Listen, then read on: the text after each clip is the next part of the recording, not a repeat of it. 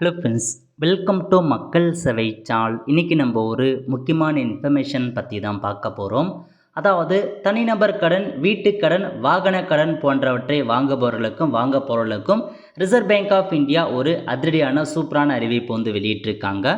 இப்போ இதை பற்றின மொத்த இன்ஃபர்மேஷன் தான் இந்த வீடியோ வந்து பார்க்க போகிறோம். இந்த வீடியோ ஸ்கிப் பண்ணாமல் ஃபுல்லாக பாருங்கள். அது மட்டும் அல்ல, இந்த வீடியோ நிறைய பேருக்கு ஷேர் பண்ணுங்கள். ஓகே, அதாவது ரிசர்வ் பேங்க் ஆஃப் இந்தியாவோட புதிய ஆளுநராக சஞ்சய் மல்ஹோத்ரா அவர் வந்து பார்த்தா பொறுப்பேற்று இன்றைக்கி ஒரு ப்ரெஸ் கான்ஃபரன்ஸ் அட்டன் பண்ணியிருக்காரு. அதில் என்ன சொல்லியிருக்காரு அப்படின்னா, அதாவது ரெஃபோ வட்டி விகிதம் இருக்க பாருங்க, அதை வந்து 6.25% வந்து பார்த்தா குறைச்சிருக்காரு.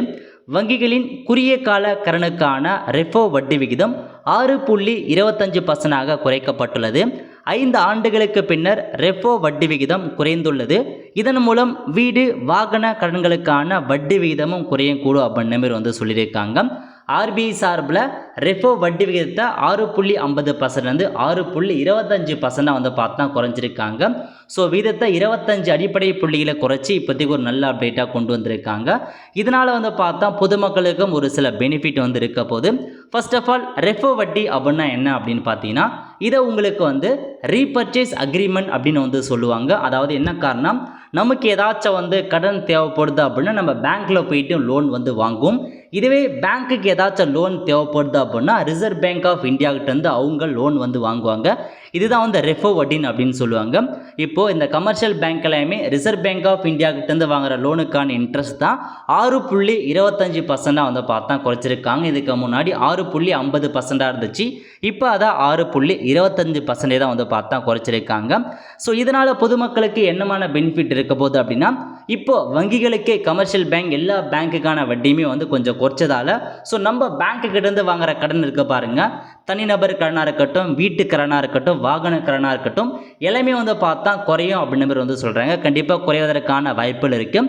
ஏன்னா ரிசர்வ் பேங்க் ஆஃப் இந்தியா பேங்க்குக்கு கம்மி வட்டி வந்து கொடுக்கறதால ஸோ நமக்கு கொடுக்குற வட்டியும் கண்டிப்பாக வந்து கம்மியாகும். இதன் மூலமாக ஸோ இஎம்ஐ மந்த்லி வந்து பார்த்தா இஎம்ஐ கட்டுறவங்களுக்கு இன்ட்ரெஸ்ட் வந்து கம்மியாகும். மந்த்லி கட்டுறவங்க, இயர்லி கட்டுறவங்க, அந்த மாதிரி எல்லாருக்குமே இன்ட்ரெஸ்ட் கம்மியாகும் அப்படின்ற மாதிரி வந்து சொல்லியிருக்காங்க.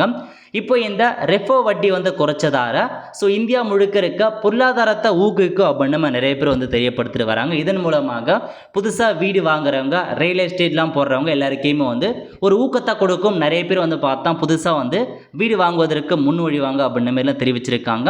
ஏன்னா வீட்டுக்கான நிலைமை வந்து பார்த்தா குறைய போது அதுக்கான வட்டி விகிதம் வந்து குறையும் அப்படின்றத சொல்லியிருக்காங்க. ஸோ இதாங்க உங்களுக்கான இன்ஃபர்மேஷன். ஸோ ரெஃபோ வட்டியை வந்து பார்த்தா 5 வருஷத்துக்கு இப்போதைக்கும் 5 வருஷத்துக்கு அப்புறம் இப்போ குறைச்சிருக்காங்க 25 பாயிண்ட்டு.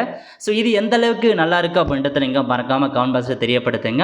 கண்டிப்பாக பொதுமக்களுக்கு நிறையா தாக்கத்தை வந்து ஏற்படுத்தும். நிறையா வந்து பார்த்தீங்கன்னா கண்டிப்பாக வட்டி விகிதம் குறையும், நிறையா இடத்துல வந்து ஹெல்ப்ஃபுல்லாக இருக்கும். ஸோ இதான் உங்களுக்கான இன்ஃபர்மேஷன். ஓகே ஃப்ரெண்ட்ஸ், கண்டிப்பாக இந்த வீடியோ பிடிச்ச லைக் பண்ணுங்கள். அது மட்டுமல்ல, இந்த வீடியோ நிறைய பேருக்கு ஷேர் பண்ணுங்கள். அடுத்த ஒரு நல்ல சந்திப்போம். நன்றி, வணக்கம்.